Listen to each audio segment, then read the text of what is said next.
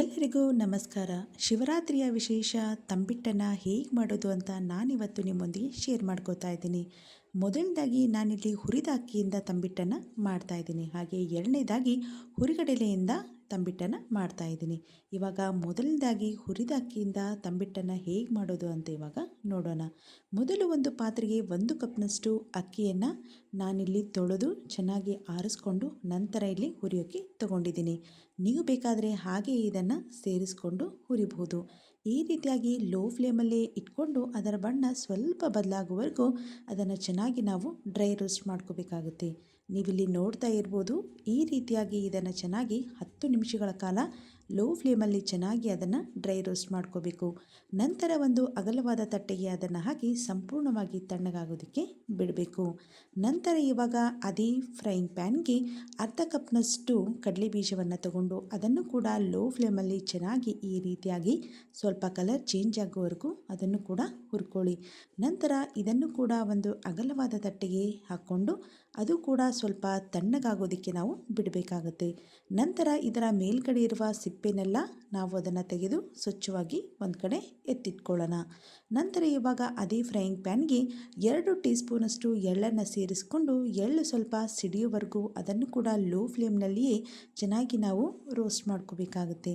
ನೀವಿಲ್ಲಿ ನೋಡ್ತಾ ಇರ್ಬೋದು, ಎಳ್ಳು ಈ ರೀತಿ ಸಿಡಿತಿರುವಾಗ ಅದನ್ನು ಕೂಡ ಎತ್ತಿಟ್ಕೊಂಡು ಒಂದು ಕಡೆ ಇಟ್ಕೊಳ್ಳೋಣ. ಇವೆಲ್ಲವನ್ನು ಹುರಿಯೋಷ್ಟರಲ್ಲಿ ಇವಾಗ ಅಕ್ಕಿ ಕೂಡ ಸಂಪೂರ್ಣವಾಗಿ ತಣ್ಣಗಾಗಿದೆ. ನಂತರ ಒಂದು ಮಿಕ್ಸರ್ ಜಾರ್ಗೆ 2 ಏಲಕ್ಕಿ ಹಾಗೆ ಅರ್ಧ ಕಪ್ನಷ್ಟು ಹುರಿಗಡಲೆ ಹಾಗೆ ಹುರಿದಂತಹ ಅಕ್ಕಿಯನ್ನು ಸೇರಿಸ್ಕೊಂಡು ಇದನ್ನು ನುಣ್ಣಗೆ ನಾವು ಪೌಡ್ರ್ ಮಾಡ್ಕೋಬೇಕಾಗುತ್ತೆ. ನೀವಿಲ್ಲಿ ನೋಡ್ತಾ ಇರ್ಬೋದು, ಈ ರೀತಿಯಾಗಿ ಇದನ್ನು ನುಣ್ಣಗೆ ನಾವು ಪೌಡ್ರ್ ಮಾಡಿ ಎತ್ತಿಟ್ಕೊಳ್ಳೋಣ. ಇದನ್ನು ಒಂದು ಬೌಲ್ಗೆ ಸೇರಿಸ್ಕೋಬೇಕು. ನಂತರ ಇವಾಗ ಅದೇ ಮಿಕ್ಸರ್ ಜಾರ್ಗೆ ಅರ್ಧ ಕಪ್ನಷ್ಟು ಹುರಿದಂತಹ ಕಡಲೆ ಬೀಜವನ್ನು ತಗೊಂಡು ಅದನ್ನು ಕೂಡ ಸ್ವಲ್ಪ ತರಿತರಿಯಾಗಿ ನಾವಿಲ್ಲಿ ರುಬ್ಕೋಬೇಕು. ನೀವಿಲ್ಲಿ ನೋಡ್ತಾ ಇರ್ಬೋದು, ಈ ರೀತಿಯಾಗಿ ಸ್ವಲ್ಪ ತರಿತರಿಯಾಗಿ ಇದನ್ನು ನಾವು ಗ್ರೈಂಡ್ ಮಾಡ್ಕೋಬೇಕಾಗುತ್ತೆ. ನಂತರ ಇವಾಗ ಒಂದು ಪಾತ್ರೆಗೆ ನಾವು ಯಾವ ಕಪ್ನಲ್ಲಿ ಅಕ್ಕಿಯನ್ನು ತಗೊಂಡಿದ್ದೀವೋ ಅದೇ ಕಪ್ಪಿಂದ 1 ಕಪ್ನಷ್ಟು ಬೆಲ್ಲವನ್ನು ತಗೊಂಡು ಅದಕ್ಕೆ ಅರ್ಧ ಕಪ್ನಷ್ಟು ನೀರನ್ನು ಸೇರಿಸ್ಕೊಂಡು ಲೋ ಫ್ಲೇಮಲ್ಲಿ ಬೆಲ್ಲವನ್ನು ಚೆನ್ನಾಗಿ ಕರಗಿಸ್ಕೊಂಡು ಅದು ಸ್ವಲ್ಪ ಅಂಟಂಟಾಗಬೇಕು, ಅಲ್ಲಿವರೆಗೂ ಇದನ್ನು ಸ್ವಲ್ಪ ಕುದಿಸ್ಕೋಬೇಕು. ನೀವಿಲ್ಲಿ ನೋಡ್ತಾ ಇರ್ಬೋದು, ಈ ರೀತಿಯಾಗಿ ಸ್ವಲ್ಪ ಅಂಟಂಟಾದರೆ ಸಾಕಾಗುತ್ತೆ. ಇದಕ್ಕೆ ಪಾಕವನ್ನು ಮಾಡ್ಕೊಳ್ಳೋದೇನು ಬೇಡ. ತಕ್ಷಣವೇ ಗ್ಯಾಸನ್ನು ಆಫ್ ಮಾಡಿಕೊಂಡು ಇದಕ್ಕೆ ನಾವು ಈ ಮೊದಲೇ ಗ್ರೈಂಡ್ ಮಾಡಿ ಇಟ್ಟಂತಹ ಪುಡಿಯನ್ನು ಅದಕ್ಕೆ ಸೇರಿಸ್ಕೋಬೇಕು. ನಂತರ ತರಿತರಿಯಾಗಿ ರುಬ್ಬಿದಂತಹ ಕಡಲೆ ಬೀಜವನ್ನು ಕೂಡ ಸೇರಿಸ್ಕೊಂಡು ಚೆನ್ನಾಗಿ ಇದನ್ನು ಮಿಕ್ಸ್ ಮಾಡ್ಕೋಬೇಕಾಗತ್ತೆ. ನಾವು ಇಲ್ಲಿ ತಗೊಂಡಿರುವಂತಹ ಬೆಲ್ಲ ಇದಕ್ಕೆ ಸರಿಯಾಗಿದೆ.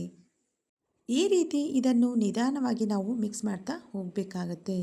ಹಾಗೆ ನೀವಿಲ್ಲಿ 1 ರಿಂದ 2 ಟೀ ಸ್ಪೂನಷ್ಟು ತುಪ್ಪವನ್ನು ಕೂಡ ಸೇರಿಸ್ಕೋಬೋದು ಅಥವಾ ಹಾಗೆ ನೀವು ಉಂಡೆಗಳನ್ನು ಕಟ್ಕೋಬೋದು. ಅಂಗೈಗೆ ಸ್ವಲ್ಪ ತುಪ್ಪವನ್ನು ಸೇರಿಸ್ಕೊಂಡು ಚೆನ್ನಾಗಿ ಕೈಯಾಡಿಸ್ಕೊಂಡು ಇವಾಗ ನಾನಿಲ್ಲಿ ಒಂದು ಉಂಡೆಯನ್ನು ಕಟ್ಟಿ ನಿಮಗೆ ತೋರಿಸ್ತಾ ಇದ್ದೀನಿ. ಈ ರೀತಿಯಾಗಿ ತುಂಬಾ ಸಾಫ್ಟಾಗಿ ಉಂಡೆಯನ್ನು ಮಾಡ್ಕೋಬೋದು. ಮೊದಲನೇ ಸಲ ಮಾಡೋರು ಕೂಡ ಇಷ್ಟೇ ಪರ್ಫೆಕ್ಟಾಗಿ ಹಾಗೆ ಇಷ್ಟೇ ಸಾಫ್ಟಾಗಿ ಕೂಡ ಉಂಡೆಗಳನ್ನು ಮಾಡ್ಕೋಬೋದು. ನೀವಿಲ್ಲಿ ನೋಡ್ತಾ ಇರ್ಬೋದು, ಎಷ್ಟು ಚೆನ್ನಾಗಿ ಉಂಡೆಗಳು ಬರ್ತಾ ಇದೆ ಅಂತ. ಇದೇ ವಿಧಾನದಲ್ಲಿ ನೀವು ಉಂಡೆಗಳನ್ನು ಚೆನ್ನಾಗಿಯೇ ಮಾಡ್ಕೋಬೋದು. ಹಾಗೆಯೇ ನೀವು ಇದಕ್ಕೆ ಅರ್ಧ ಕಪ್ನಷ್ಟು ಒಣಗಿದ ಕೊಬ್ಬರಿ ತುರಿಯನ್ನು ಕೂಡ ಸೇರಿಸ್ಕೋಬೋದು. ನಾನಿಲ್ಲಿ ಕೊಬ್ಬರಿ ತುರಿಯನ್ನು ಸೇರಿಸ್ಕೋತಾ ಇಲ್ಲ, ಹಾಗೆ ಮಾಡ್ಕೋತಾ ಇದ್ದೀನಿ. ನೀವು ಬೇಕಾದರೆ ಸೇರಿಸ್ಕೊಳ್ಳಿ ಅಥವಾ ಸ್ಕಿಪ್ ಮಾಡ್ಬೋದು. ಇವಾಗ ಹುರಿಗಡಲೆ ತಂಬಿಟ್ಟನ್ನು ಹೇಗೆ ಮಾಡೋದು ಅಂತ ನೋಡೋಣ. ಇವಾಗ ಮೊದಲು ಒಂದು ಮಿಕ್ಸರ್ ಜಾರ್ಗೆ 1 ಕಪ್ನಷ್ಟು ಹುರಿಗಡಲೆ ಅಥವಾ ಪುಟಾಣಿಯನ್ನು ಸೇರಿಸ್ಕೊಂಡು ಅದಕ್ಕೆ 2 ಏಲಕ್ಕಿಯನ್ನು ಸೇರಿಸ್ಕೊಂಡು ಇದನ್ನು ನುಣ್ಣಗೆ ನಾವು ಪುಡಿ ಮಾಡ್ಕೋಬೇಕಾಗುತ್ತೆ. ನೀವಿಲ್ಲಿ ನೋಡ್ತಾ ಇರ್ಬೋದು, ಈ ರೀತಿಯಾಗಿ ನುಣ್ಣಗೆ ಇದನ್ನು ಪುಡಿ ಮಾಡಿಕೊಂಡು ಇವಾಗ ಒಂದು ಕಡೆ ಎತ್ತಿಟ್ಕೊಳ್ಳೋಣ. ಈ ಪುಡಿ ಮಾಡಿದಂತಹ ಹುರಿಗಡಲೆ ಹಿಟ್ಟನ್ನು ಇವಾಗ ನಾನೊಂದು ಬೌಲ್ಗೆ ಸೇರಿಸ್ಕೋತಾ ಇದ್ದೀನಿ.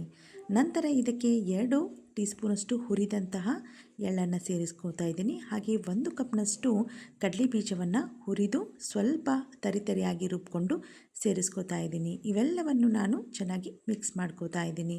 ಇಲ್ಲಿ ಎಳ್ಳು ಹುರಿದಂತಹ ಕ್ಲಿಪ್ಸ್ ಹಾಗೆ ಹುರಿಗಡಲೆಲ್ಲ ಹುರಿದಂತಹ ಕ್ಲಿಪ್ಸನ್ನು ನಾನಿಲ್ಲಿ ಆ್ಯಡ್ ಮಾಡ್ತಾ ಇಲ್ಲ. ವಿಡಿಯೋ ತುಂಬ ಲೆಂದಿ ಆಗುತ್ತೆ ಅಂತ ಹಾಗೆ ಇವನ್ನು ಡೈರೆಕ್ಟಾಗಿ ಸೇರಿಸ್ಕೋತಾ ಇದ್ದೀನಿ. ಇವೆಲ್ಲವನ್ನು ಮಿಕ್ಸ್ ಮಾಡಿ ಒಂದು ಕಡೆ ಎತ್ತಿಟ್ಕೊಳ್ಳೋಣ. ನಂತರ ಒಂದು ಪಾತ್ರೆಗೆ 1 ಕಪ್ನಷ್ಟು ಬೆಲ್ಲವನ್ನು ಸೇರಿಸ್ಕೊಂಡು ಅದಕ್ಕೆ ಅರ್ಧ ಕಪ್ನಷ್ಟು ನೀರನ್ನು ಸೇರಿಸ್ಕೊಂಡು ಬೆಲ್ಲ ಕರಗುವವರೆಗೂ ಅದನ್ನು ಚೆನ್ನಾಗಿ ಕೈಯಾಡಿಸ್ಕೊಂಡು ಹಾಗೆ ಈ ರೀತಿಯಾಗಿ 1ರಿಂದ 2 ಕುದಿ ಬರೋವರೆಗೂ ಅದನ್ನು ಚೆನ್ನಾಗಿ ನಾವು ಕುದಿಸ್ಕೋಬೇಕು. ಇದು ಸ್ವಲ್ಪ ಕುದಿ ಬಂದರೆ ಸಾಕಾಗುತ್ತೆ. ತಕ್ಷಣವೇ ಗ್ಯಾಸನ್ನು ಆಫ್ ಮಾಡಿಕೊಂಡು ಇವಾಗ ಇದನ್ನು ಕೂಡ ಒಂದು ಪಾತ್ರೆಗೆ ಅಥವಾ ಬೌಲ್ಗೆ ಎತ್ತಿಟ್ಕೋಬೇಕಾಗುತ್ತೆ. ಇಲ್ಲೂ ಕೂಡ ನೀವು ಪಾಕವನ್ನು ಮಾಡಿಕೊಳ್ಳುವಂತಹ ಅವಶ್ಯಕತೆ ಇಲ್ಲ. ಜಸ್ಟ್ ಬೆಲ್ಲ ಕರಗಿ 1ರಿಂದ 2 ಕುದಿ ಬಂದರೆ ಸಾಕಾಗುತ್ತೆ. ಈ ರೀತಿಯಾಗಿ ಸ್ವಲ್ಪವೇ ಬೆಲ್ಲದ ಸಿರಪನ್ನು ಇದಕ್ಕೆ ಸೇರಿಸ್ಕೊಂಡು ಈ ರೀತಿಯಾಗಿ ಚೆನ್ನಾಗಿ ಇದನ್ನು ಮಿಕ್ಸ್ ಮಾಡ್ತಾ ಹೋಗಬೇಕಾಗುತ್ತೆ. ಇಲ್ಲಿ ಬೆಲ್ಲದ ಸಿರಪ್ ಸ್ವಲ್ಪ ಹಾಗೆ ಉಳ್ಕೊಳ್ಳುತ್ತೆ. 1ರಿಂದ 2 ಟೇಬಲ್ ಸ್ಪೂನಷ್ಟು ಬೆಲ್ಲದ ಸಿರಪ್ ಹಾಗೆ ಉಳಿದುಕೊಳ್ಳುತ್ತೆ. ಇದೆಲ್ಲನೂ ಕೂಡ ಬೇಕಾಗೋದಿಲ್ಲ. ಅದಕ್ಕೋಸ್ಕರವೇ ಸ್ವಲ್ಪವೇ ನೀವು ಬೆಲ್ಲದ ಸಿರಪನ್ನು ಸೇರಿಸ್ಕೊಂಡು ಈ ರೀತಿಯಾಗಿ ಮಿಕ್ಸ್ ಮಾಡ್ತಾ ಹೋಗಿ. ಎಲ್ಲವನ್ನು ಒಟ್ಟಿಗೆ ಸೇರಿಸ್ಕೊಂಡ್ಬಿಡಬೇಡಿ. ಸ್ವಲ್ಪವೇ ಹಾಕ್ತಾ ಈ ರೀತಿಯಾಗಿ ಚೆನ್ನಾಗಿ ಮಿಕ್ಸ್ ಮಾಡಿಕೊಂಡು ನಂತರವೇ ಇದನ್ನು ಉಂಡೆ ಕಟ್ಟೋದಕ್ಕೆ ನಾವು ಶುರು ಮಾಡಬೇಕಾಗುತ್ತೆ. ನೀವಿಲ್ಲಿ ನೋಡ್ತಾ ಇರ್ಬೋದು, ನಾನು ಮಾಡಿಕೊಂಡಿರುವಂತಹ ಬೆಲ್ಲದ ಸಿರಪ್ನಲ್ಲಿ ಈ ರೀತಿಯಾಗಿ 1ರಿಂದ 2 ಟೇಬಲ್ ಸ್ಪೂನಷ್ಟು ಇನ್ನೂ ಅದರಲ್ಲಿ ಮಿಕ್ಕಿದೆ. ಇವಾಗ ಇದನ್ನು ಉಂಡೆಯನ್ನು ಮಾಡ್ಕೊಳ್ಳೋಣ. ಸ್ವಲ್ಪವೇ ಈ ರೀತಿಯಾಗಿ ಹಿಟ್ಟನ್ನು ತಗೊಂಡು ಅದನ್ನು ನಾವು ಉಂಡೆಯನ್ನು ಮಾಡ್ತಾ ಹೋಗಬೇಕಾಗತ್ತೆ. ಇಲ್ಲೂ ಕೂಡ ನೀವು ಅರ್ಧ ಕಪ್ನಷ್ಟು ಒಣಗಿದ ಕೊಬ್ಬರಿ ತುರಿಯನ್ನು ಕೂಡ ಸೇರಿಸ್ಕೋಬೋದು. ಕೊಬ್ಬರಿಯನ್ನು ತುರಿದಾದರೂ ಸೇರಿಸ್ಕೋಬೋದು ಅಥವಾ ಜಾರ್ಗೆ ಸೇರಿಸ್ಕೊಂಡು ಅದನ್ನು ನುಣ್ಣಗೆ ಪುಡಿ ಮಾಡಿಕೊಂಡು ನೀವು ಸೇರಿಸ್ಕೋಬೋದು. ನೀವಿಲ್ಲಿ ನೋಡ್ತಾ ಇರ್ಬೋದು ಉಂಡೆ ಎಷ್ಟು ಚೆನ್ನಾಗಿ ಬರ್ತಾ ಇದೆ ಅಂತ. ಇದೇ ಅಳತೆಯಲ್ಲಿ ಇದೇ ಮೆಥಡಲ್ಲಿ ನೀವು ಮಾಡಿದರೆ ನೀವು ಕೂಡ ಇಷ್ಟೇ ಸುಲಭವಾಗಿ ಸಾಫ್ಟಾಗಿ ಈ ಹುರಿಗಡಲೆ ತಂಬಿಟ್ಟನ್ನು ಮಾಡಬಹುದು. ನಾವು ಮಾಡುವಂತಹ ರೆಸಿಪೀಸ್ ನಿಮಗೆ ಇಷ್ಟ ಆದರೆ ಅಥವಾ ಇನ್ನಷ್ಟು ಹೆಚ್ಚಿನ ರುಚಿಯಾದಂತಹ ರೆಸಿಪಿಗಳಿಗಾಗಿ ಪ್ಲೀಸ್ ನಮ್ಮ ಚಾನಲ್ಗೆ ಸಬ್ಸ್ಕ್ರೈಬ್ ಮಾಡಿ. ಹಾಗೆ ಈ ವಿಡಿಯೋ ಇಷ್ಟ ಆದರೆ ಪ್ಲೀಸ್ ಒಂದು ಲೈಕ್ ಮಾಡಿ.